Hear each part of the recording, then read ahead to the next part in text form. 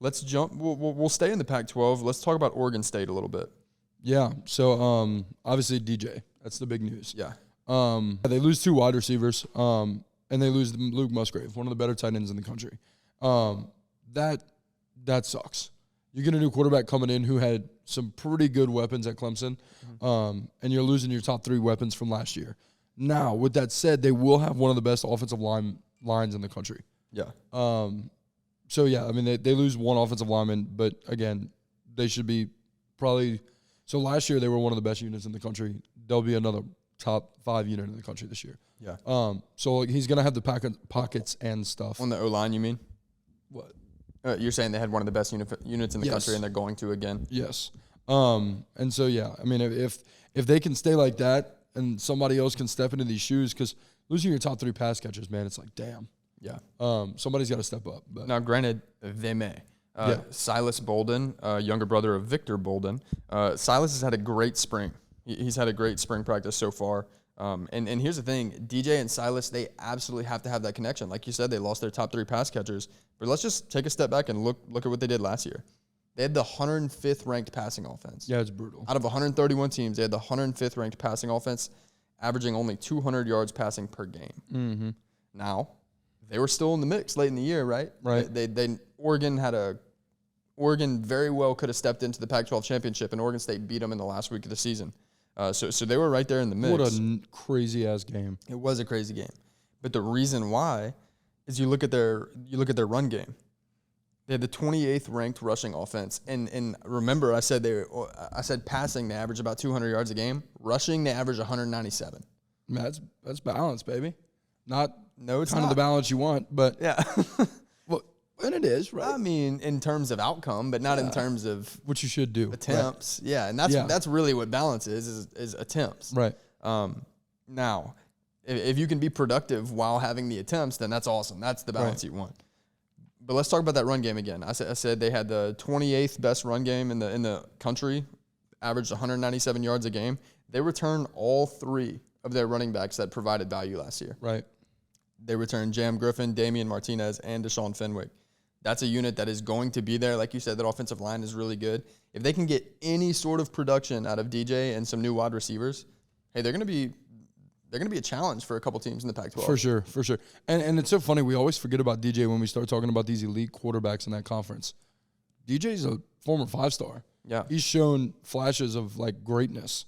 So do I think he's going to step in and be, one of the best quarterbacks in the country? No.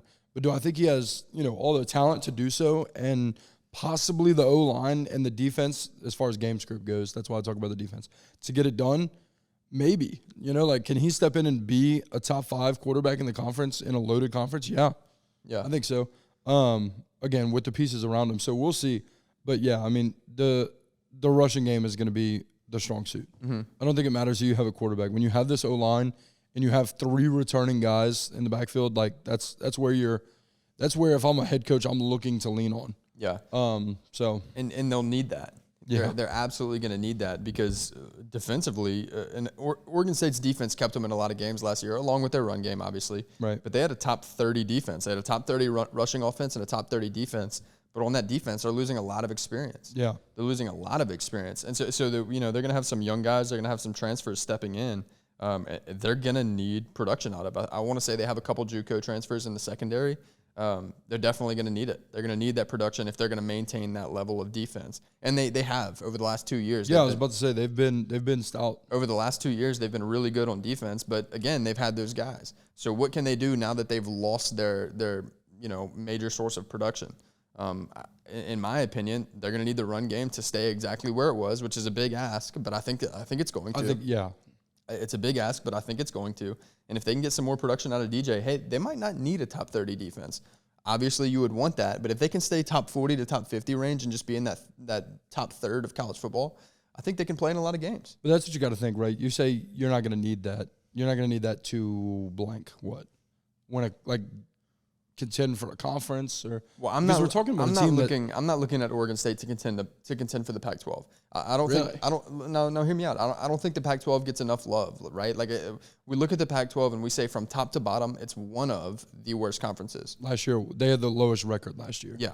Right. But I think it's top heavy, and I think there's 5 teams that are fairly good. There's 5 teams that could probably compete with the top quarter of college football and be really good.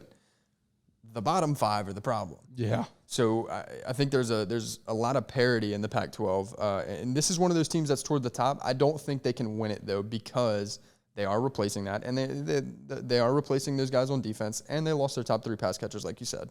So that's kind of what I'm saying, right? Like but you're leaning on the same strengths they had last year, and they couldn't do it last year. And I think the Pac-12 only got better in terms of those 5 teams. Yes. So that's my point. Yeah, they're all returning quarterbacks. They're all it's nuts.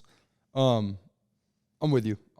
I thought you were saying to contend, and so I was inquiring what you meant about contend, like for the conference. I'm looking at them. I'm saying if they can just have a top 40, top 50 defense, preferably top 40, right? Top 40, you stay closer to that top third of the college football. Right. If they can have a top 40 defense, see an uptick in production from their quarterback and receivers, and then keep the run game and that offensive line at the same level it was last year, this could very easily be an 8-4, 9-3 team. Yeah. It could very easily be 8-4, 9-3 team. Yeah, which again puts you kind of up there for competing for the conference. It puts you up there. Yeah, it puts you up there, but you're also looking at the USCs and the Utahs and the Washingtons and the Oregons of the world. Like, you see what I'm saying? It's going to be a toss-up, but I don't see Oregon State being one of the 5 teams that could compete for that conference. I feel that. God, dude, it is crazy. Like, we talk about it all the freaking time, but when you start naming teams like that, I'm like, well, they're not going to be, I guess that's true. And then, like, you start talking about it, the Pac-12 is going to be nuts. And like you said, very top-heavy, but really, really freaking good. Yeah.